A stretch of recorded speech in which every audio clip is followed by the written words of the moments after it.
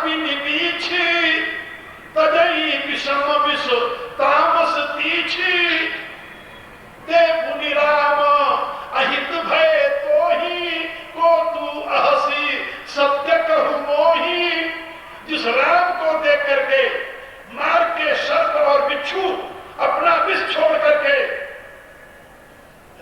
उनको प्यार करते हैं, वह राम तुम्हारे लिए अहितकर हो गए, इसका अभिप्राय तू सर्पिणी और बिच्छू से भी अधिक खराब है, नीच है।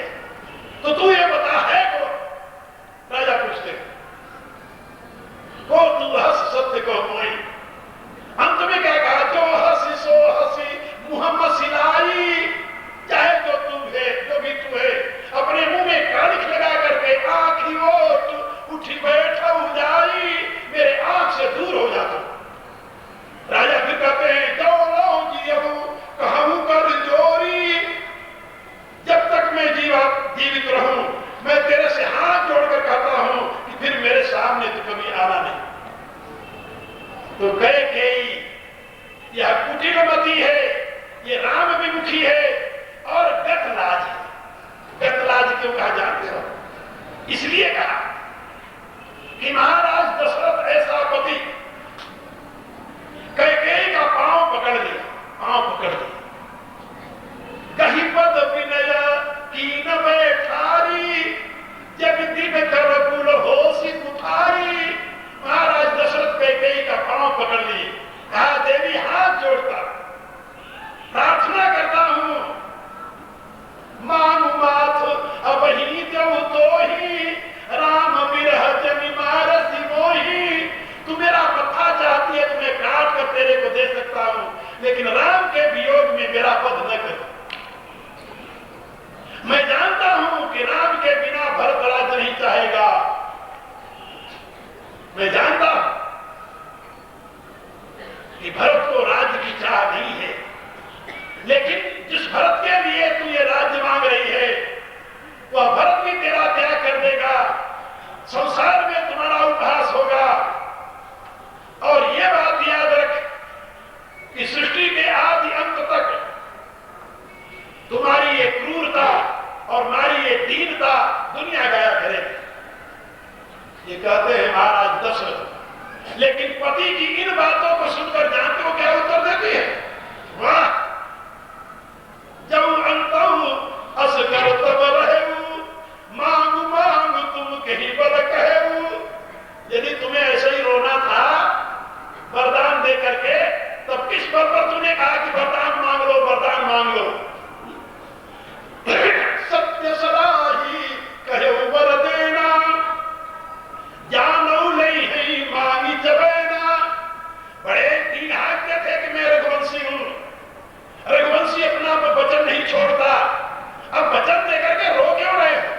कौन कहता? कहते किससे? महाराज दशरथ, जो उसका पांव पकड़ करके उससे प्रार्थना कर रहा है। इससे बड़ी और स्त्री की निर्लज्जता क्या हो सकती है? महात्मा भरत कह रहे हैं कैकेयी कुटिलमति राम विमुख गतलाज दास सुवन में, ऐसी कैकेयी का मैं पुत्र हूं जो राम की विमुखी है, निर्लज्ज है, कुटिलमती है। और जिसकी मां ऐसी हो उसका पुत्र कैसा होगा, यह तुम ध्यान में रखते हुए बिना विचारे तुम चाहत सुख मोह बस वहीं से अधम के राज्य, मेरे ऐसे अधम व्यक्ति के राज्य में तुम सुख चाहते हो, यह तुम्हारी भ्रांति के सिवा कुछ नहीं है। इसलिए याद रखो, मोहिराज हठी दई हूं जब ही, रसा रसा तल जाई तब ही। जब तुम लोग हट करके भी ये राज्य दोगे, उसमें ये पृथ्वी रसातल को चली जाएगी। क्यों रसातल को चली जाएगी जानते हो? इसलिए कि कहूं साध सब सुनिपतियाहू, चाहिए धर्माशील नर नाहू। याद रखो, भरत जी कहते हैं मैं सत्य कहता हूं,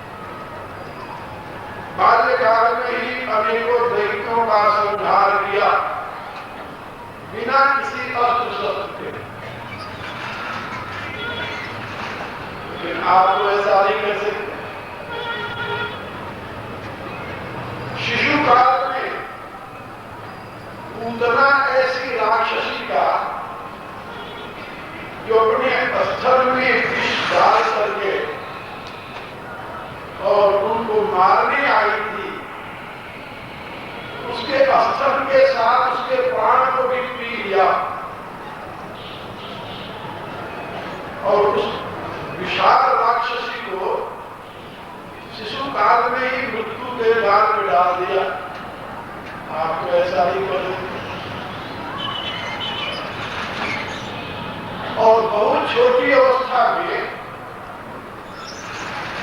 तत्कालीन समाज में व्याप्त बहुदेव उपासना को उन्होंने बंद करवाते हुए इंद्र के कोप से ब्रज को बचाने के लिए गोवर्धन पर्वत उठा लिया। आप तो 5 शेर का बाटा भी नहीं उठा सकते। इसलिए आचार्यों ने कहा कि भगवान कृष्ण की वाणी जो उन्होंने मनुष्य के लिए आदेश दिया है, उपदेश दिया है, उसे अपने जीवन में लाई। भगवत गीता के अमर ज्ञान, नित्य ज्ञान, शाश्वत ज्ञान।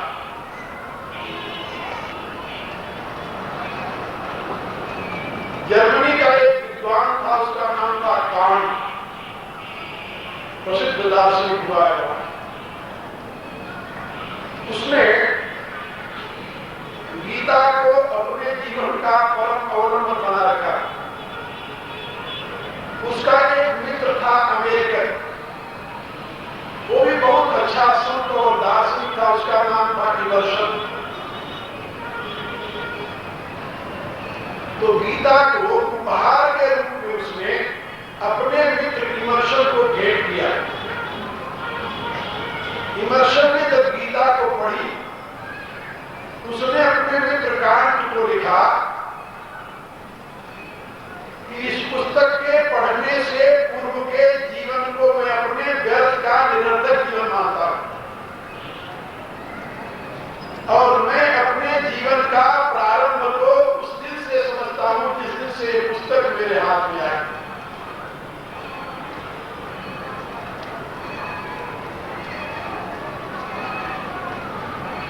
और उसने ये भी लिखा कि जब कभी दुनिया के मनुष्य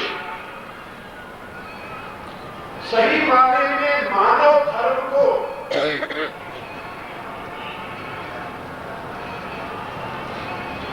ग्रहण करने के लिए तत्पर होंगे, उत्सुक होंगे, जिज्ञासु होंगे और उसके लिए किसी आधार की तलाश करेंगे, तो उस अवस्था में ये भगवत गीता के सिवा और कोई दूसरा ग्रंथ दुनिया में नहीं है जो मनुष्यों के लिए मानव धर्म का आधार बन सके। ये इमर्सन की वाणी। इसलिए गीता में आपको समग्र जीवन जीने की उपदेश सीख उस परब्रह्म परमात्मा ने दी है। तदनुसार जीवन बनाने की कोशिश कीजिए। लेकिन आप भी जानते हैं, मैं भी जानता हूं कि उपदेश एकाएक हृदयंगम नहीं होता। यदि उसके अनुसार कोई आदर्श हमारे सामने न हो तो गीता में जो उपदेश दिया गया है, यदि मैंने बताया था कि उसका मनुष्यों में प्रचार सर्वप्रथम महाराजा इक्ष्वाकु ने किया है। महाभारत शांति पर के बात बताई और उसी इक्ष्वाकु वंश में प्रकट हुए थे भगवान श्री राम। इक्ष्वाकु वंश प्रभो रामो नाम जलस्मृत।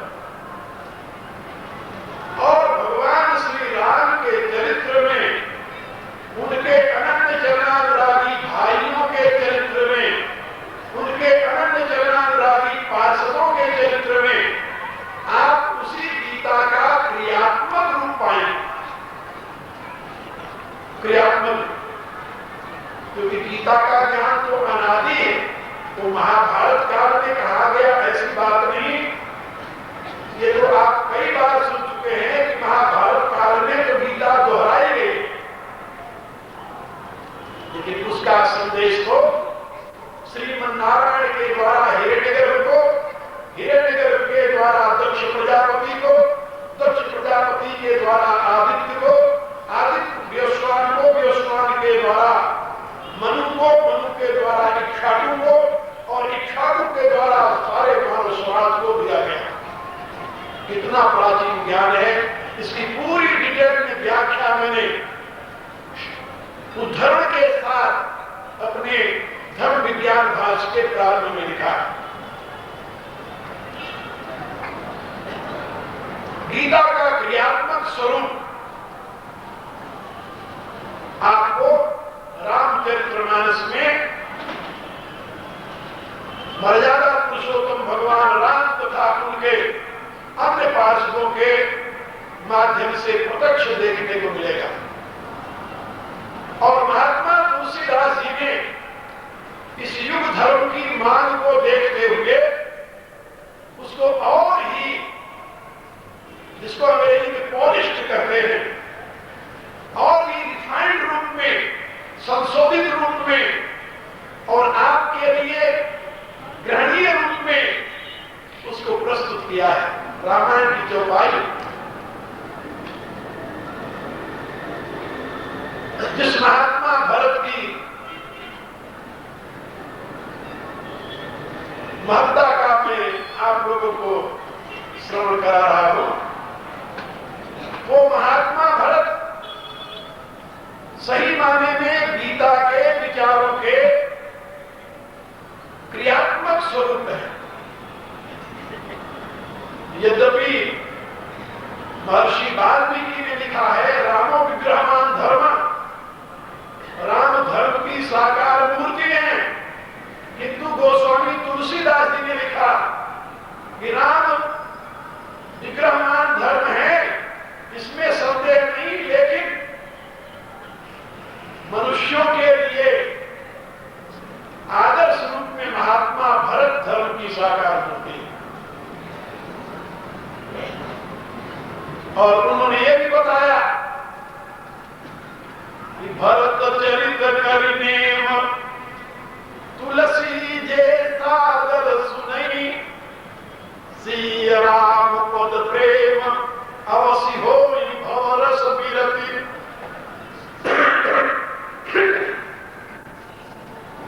महात्मा भरत के पावन चरित्र को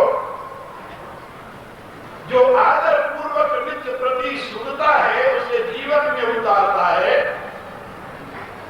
उसका उस पर ब्रह्म परमात्मा श्री सीताराम के चरणों में अनन्य प्रेम स्वतः हो जाता है और वो इस संसार की आसक्ति के अंदर आबद्ध नहीं होता, बल्कि संसार से सदा के लिए विमुक्त हो जाता है। इतनी महिमा है महात्मा भरत के उस पावन चरित्र की। कल मैंने आप लोगों को बताया था कि भरत की क्रांति उदंडतापूर्ण नहीं है, बिल्कुल विनम्रतापूर्ण है। वो माता पिता गुरु की आज्ञा का उल्लंघन करते हैं, लेकिन उनको दोषी ठहरा कर नहीं, उनको नालायक अज्ञानी ठहरा कर नहीं, वो तो अपने गुरुजनों से कहते हैं हाथ जोड़ करके, तुम तो देव सरल सिख सोई, जो आचरत मोर बल होई। आप लोग तो मेरे लिए बहुत सरल सा रास्ता बता रहे हैं, बहुत सरल सा रास्ता, जो दुनिया का रास्ता प्रचलित है, चला आ रहा है, उस रास्ते पर चलना कोई कठिनाई नहीं है। वो तो सरल सा रास्ता है, दुनिया उसी पर चल रही, तुम भी चलते रहो। लेकिन जो क्रांतिकारी होते हैं, जो युग धर्म के प्रवर्तक होते हैं, जो मानव के लिए आदर्श होते हैं, जो मानवता की नई दिशा प्रदान करना चाहते हैं, वो उस घिसे पिटे राह पर नहीं चलते, उनको वो सरल राह नहीं सुहाता। उनके लिए तो हमेशा ऐसा मार्ग प्रिय लगता है जो कंटकों से भरा हुआ, कंटकों से भरा हुआ। मैं हूं राही कंटक पथ का, मुझे राजपथ कभी न भाया, उपरामता रही कुंजों से प्रिय लगती करेगी छाया।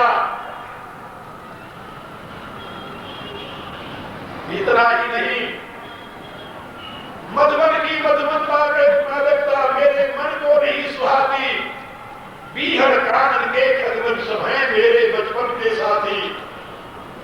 तुम हो नहीं ऋतु वसंत के, कैसे यहां बसर पाओगे, मेरी राह बड़ी अटपट है, कैसे इस पर चल पाओगे।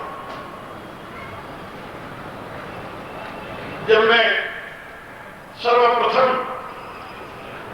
हिंदू धर्म का अनुभव करता हुआ एक क्रांति का बीज प्रारंभ किया था, तब मेरे पास आने वाले लोगों को मैं अपनी ये कविता सुनाया करता था। और ये बिल्कुल सत्य बात है कि घिसी पिटी राह पर चलने वाला व्यक्ति कभी मानव समाज में क्रांति का बीजारोपण नहीं कर सकता।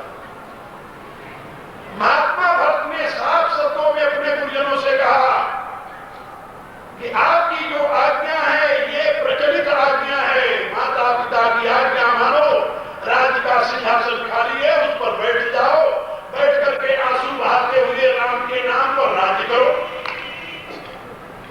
राज्य करो। गुरुदेव ने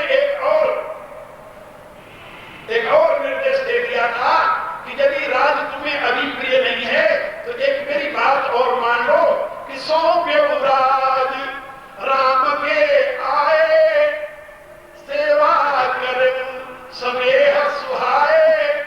ऐसा तुम करो, अभी तुम राजगद्दी पर बैठ जाओ, जब राम लौट करके आएंगे 14 वर्ष बाद, तब तुम राज उनको सौंप देना। बात तो बड़ी अच्छी गई।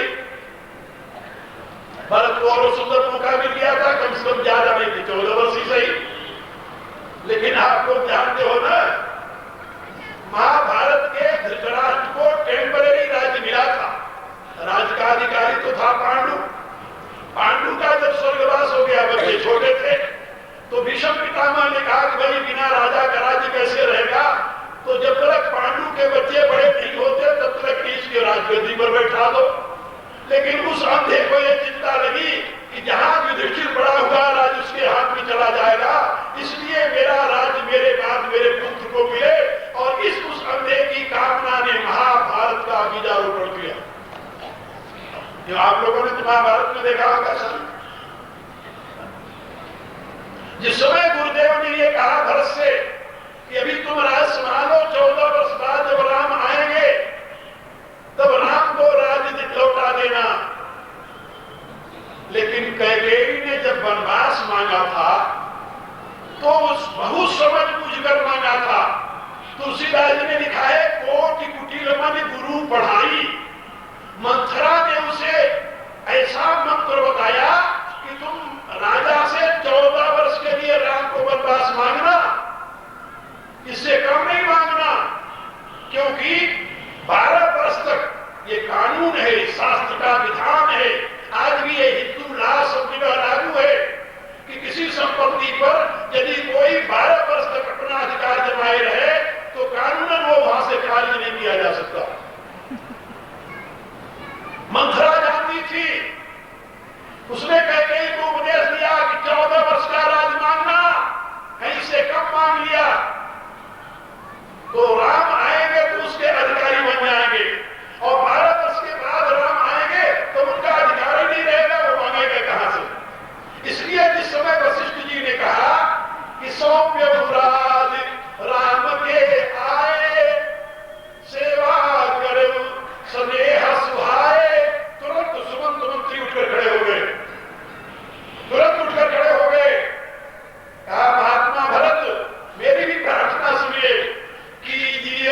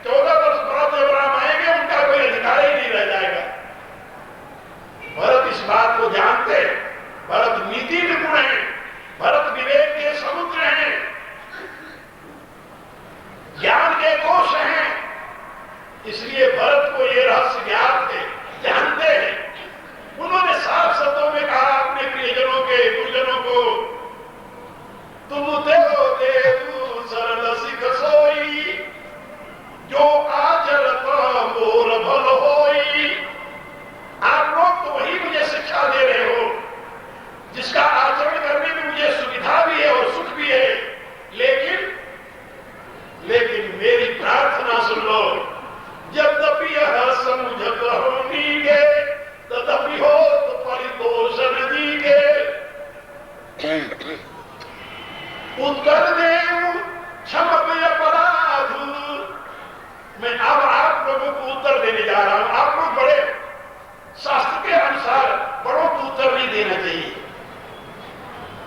शास्त्र के अनुसार यदि बड़ा कोई प्रश्न करता है, बात करता है, तो उसे उत्तर नहीं देना चाहिए। उत्तर देने में पाप लगता है, अपराध बनता है। भरत जी का नहीं, वो अपराध करने में जा रहा हूं। उत्तर देव क्षम अपराध। लेकिन ये मैं अपराध क्यों करने जा रहा हूं जानते हो? दुखित दोष गुण गण साधु। मैं दुखी हूं, और दुखी आदमी जो है यदि अपने दुख की बात भी न कहकर सभा के सामने, तो उसके दुख का निवारण कैसे होगा? इसलिए जो कुछ मैं कहने जा रहा हूं, मेरे ऊपर क्षमा दया करके आप लोग उसे क्षमा करना, और मेरी दुख भरी बात को आप सुनो। भरत ने अपनी बात बता दी कि मेरा हित इस राज्य में नहीं है। मेरे लिए ये राज्य मृतक शरीर के समान है। मेरा हित राम की सेवा में है। राम की सेवा। जेठ स्वामी सेवक लघु भाई, यह दिन कर कुल रीति सुहाई। ये बात कहते ही मां भी जानती थी। उसने कहा, लेकिन मंथरा के बताने में जब उसकी बुद्धि भ्रमित हुई, वो सिद्धांत भूल गए। भरत ने कहा कि मेरा हित तो राम की उपासना, राम की सेवा में है, लेकिन वो नाती कुटिलता निहार ली है। मैं क्या कहूं? मैं जानता हूं अपने आप को कि मेरी मां ने सबके लिए बहुत सुंदर व्यवस्था दे दी, बहुत सुंदर व्यवस्था दे दी। लखन राम सिय कहु बन दीना। इसने मेरी मां कह गई, और पठई अमरपुर पति दीना। मेरी मां कह गई ने लक्ष्मण राम सीता को वन में भेज दिया, और अपने प्राण से प्यारे पति को स्वर्ग भेज दिया। स्वर्ग भेजकर उसका कल्याण किया, उसने हित किया। भरत जी